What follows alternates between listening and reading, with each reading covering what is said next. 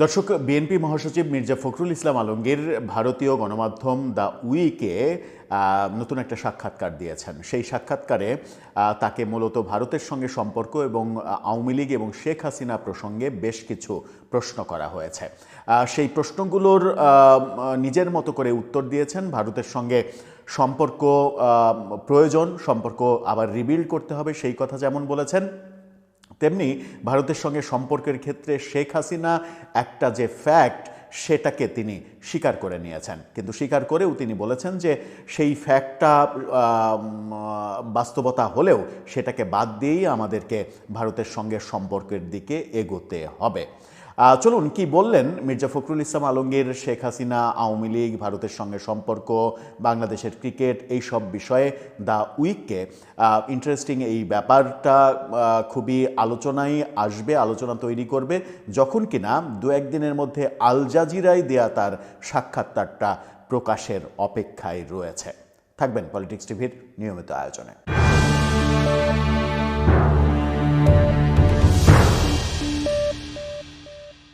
দর্শক, বলছিলাম ভারতীয় গণমাধ্যম দ্য উইককে সাক্ষাৎকার দিয়েছেন বিএনপি মহাসচিব মির্জা ফখরুল ইসলাম আলমগীর। তিনি আল জাজিরাকেও সাক্ষাৎকার দিয়েছেন। আল জাজিরা মূলত তারেক রহমানের সাক্ষাৎকার নিতে চেয়েছিলেন, কিন্তু তারেক রহমান রাজি হননি, মির্জা ফখরুল সাক্ষাৎকার দিয়েছেন। সেটাও একটা মানে আল জাজিরা ওয়েটিংয়ে রেখেছে মানুষকে। ইন্টারেস্টিং এই ব্যাপারটা, তিনি কি বলছেন। জামাতের আমিরের সাক্ষাৎকারের পরে খুবই আলোচনার ব্যাপার হয়ে দাঁড়াবে মির্জা ফখরুলের সাক্ষাৎকার। তার আগে আমরা সজীব ওয়াজেদ জয়ের সাক্ষাৎকারটাকেও চাঞ্চল্যকর একটা ঘটনা হিসেবে দেখেছি। এবার দ্য উইককে তিনি বললেন, সমকালের শিরোনামটা দেখে নিন। সমকাল দ্য উইককে কেন্দ্র করে এই নিউজটা করেছে। সেখানে বলছেন যে দ্য উইককে মির্জা ফখরুল, শেখ হাসিনাকে ছাড়া ভারত বাংলাদেশ সম্পর্ক এগিয়ে নেওয়া উচিত। মানে ভারত বাংলাদেশ সম্পর্কের ক্ষেত্রে শেখ হাসিনার যে একটা বড় ফ্যাক্ট সেটা স্বীকার করে নিয়েই তিনি বলছেন যে এটাকে ছাড়াই আমাদেরকে এগোতে হবে। সেই ক্ষেত্রে কি বলছেন তিনি, চলুন একটু জানি। মির্জা ফখরুল বলছেন, শেখ হাসিনা ভারত বাংলাদেশ সম্পর্কের ক্ষেত্রে কোনো স্থায়ী বাধা হতে পারেন না। শেখ হাসিনাকে ছাড়াই সম্পর্ক এগিয়ে নিতে হবে। ভারতের ইংরেজি ম্যাগাজিন দ্য উইককে দেওয়া সাক্ষাৎকারে আসন্ন নির্বাচন, দলীয় সংস্কার, ভারতের সঙ্গে সম্পর্ক নিয়ে কথা বলেছেন। ভারতের সঙ্গে পানি বন্টন, সীমান্ত হত্যা, বাণিজ্য বৈষম্য দূর করার উপরে জোর দিয়েছেন তিনি। দ্য উইকের সিনিয়র অ্যাসোসিয়েট এডিটর নম্রতার নেয়া সাক্ষাৎকারে একটা প্রশ্নে, রাজনীতিতে ভারত বিরোধী মনোভাব বাড়ছে, কোন বিষয়গুলো দ্রুত সমাধান প্রয়োজন, এমন প্রশ্নের উত্তরে মির্জা ফখরুল বলেন, প্রথমত পানি বন্টন সমস্যার সমাধান আলোচনা করা প্রয়োজন। আলোচনা নয়, আন্তরিক সমাধান হতে হবে এটা। দ্বিতীয়ত, সীমান্ত হত্যা অবশ্যই বন্ধ হতে হবে, এটি কোনো সভ্য সমাজে গ্রহণযোগ্য নয়। তৃতীয়ত, বাণিজ্য বৈষম্যগুলো ন্যায্যতার ভিত্তিতে মোকাবেলা করতে হবে। ক্রিকেটের সাম্প্রতিক ঘটনা দুর্ভাগ্যজনক এবং অপ্রয়োজনীয় ছিল, যা উভয় পক্ষে প্রতিক্রিয়া তৈরি করেছে, অর্থাৎ উভয় পক্ষই যে এটার জন্য দায়ী সেটা তিনি বলছেন। সার্বভৌমত্ব, আত্মসম্মান ও পারস্পরিক বিশ্বাসের কথা মাথায় রেখে দ্রুত আলোচনার মাধ্যমে এর সমাধান করা উচিত বলছেন।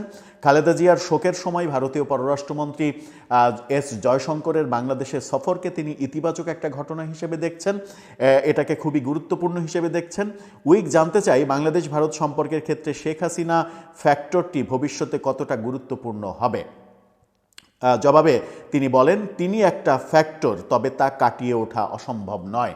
অর্থাৎ শেখ হাসিনা একটা ফ্যাক্টর, এটা তিনি মেনেই নিচ্ছেন, মেনে নিয়ে বলছেন যে এটাকে কাটিয়ে উঠতে হবে। শেখ হাসিনা গণতান্ত্রিক প্রতিষ্ঠানগুলো ভেঙে দিয়ে ক্ষমতা কুক্ষিগত করেছে সহ নানা অভিযোগ মির্জা ফখরুল করেছেন। ছাত্রদের গঠিত ন্যাশনাল সিটিজেন পার্টি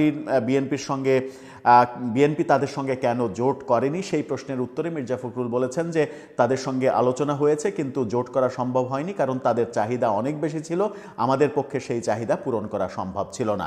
আমরা মনে করি আমাদের যে প্রার্থী আছে সেই প্রার্থীগুলো সেই কেন্দ্রে যথেষ্ট যোগ্য বিজয়ী হয়ে আসার ক্ষেত্রে, অর্থাৎ এনসিপির সঙ্গে তাদের যে জোটের আলোচনা হয়েছে এই ব্যাপারটা আনুষ্ঠানিকভাবে তিনি স্বীকার করলেন। 1971 সালের অমীমাংসিত ইস্যু থাকা সত্ত্বেও বাংলাদেশ কি পাকিস্তানের প্রতি নরম মনোভাব দেখাচ্ছে? মির্জা ফখরুল এর জবাবে বলেছেন, 71 সালের গণহত্যার জন্য পাকিস্তানকে অবশ্যই ক্ষমা চাইতে হবে, এটিই আমাদের অবস্থান। জাতীয় নির্বাচনে জয়ের ব্যাপারে আশাবাদী তিনি। ভোটাররা তাদের অধিকার ফিরে পেতে চায়। নির্বাচনে জামাত ইসলামের সঙ্গে কোনো জোট হবে কিনা এই প্রশ্নে তিনি বলেছেন যে তারা দল হিসেবে, জোট হিসেবে যারা যেসব দলের সঙ্গে যুগপৎ আন্দোলন করেছেন তাদের সঙ্গে নিয়েই জাতীয় সরকার হবে, কিন্তু জামাতের সঙ্গে জোট হওয়া কিংবা জামাতকে সাথে নিয়ে জাতীয় সরকার গঠন করার কোনো সম্ভাবনা নেই। বিএনপি চেয়ারপারসন যিনি এখন তারেক রহমান, তার ৩১ দফা নিয়েও তিনি উচ্চাশা ব্যক্ত করেছেন। সব মিলিয়ে তার এই সাক্ষাৎকারের সবথেকে ইম্পর্টেন্ট দিক হচ্ছে তিনি এখন পর্যন্ত মনে করছেন ভারত বাংলাদেশ সম্পর্কের ক্ষেত্রে শেখ হাসিনা একটা বড় ফ্যাক্ট। এটাকে স্বীকার করে নিয়েই তিনি বলছেন যে এটাকে আমাদের অতিক্রম করতে হবে, তাকে বাদ দিয়েই আমাদের দুই দেশের সম্পর্কটা তৈরি করতে হবে, এবং সেই ক্ষেত্রে হয়তো বিএনপি ক্ষমতায় আসলে আওয়ামী লীগকে রাজনীতির সুযোগ দেয়া, আওয়ামী লীগ যেন নির্বাচন করতে পারে সেই সুযোগ দেওয়া, এই ব্যাপারগুলো হয়তো ইস্যু হিসেবে কাজ করবে ভারতের সঙ্গে সম্পর্ক পুনরুদ্ধারে। দর্শক, আপনার কি মনে হয়? কি ইঙ্গিত দিলেন মির্জা ফখরুল? কি ইঙ্গিত পাওয়া গেল তার কাছে থেকে? এবং যখন কিনা আমরা আল জাজিরাই দেয়া তার সাক্ষাৎকারের জন্য অপেক্ষা করছি, সেখানেও হয়তো বেশ কিছু গুরুত্বপূর্ণ তথ্য বেরিয়ে আসবে। তখন মির্জা ফখরুলের এই শেখ হাসিনা এবং আওয়ামী লীগ বিষয়ে ভারতের সঙ্গে সম্পর্ক বিষয়ক যে অবস্থান, সেই অবস্থানটাকে আপনি কিভাবে দেখছেন জানিয়ে লিখতে পারেন আমাদের কমেন্ট বক্সে।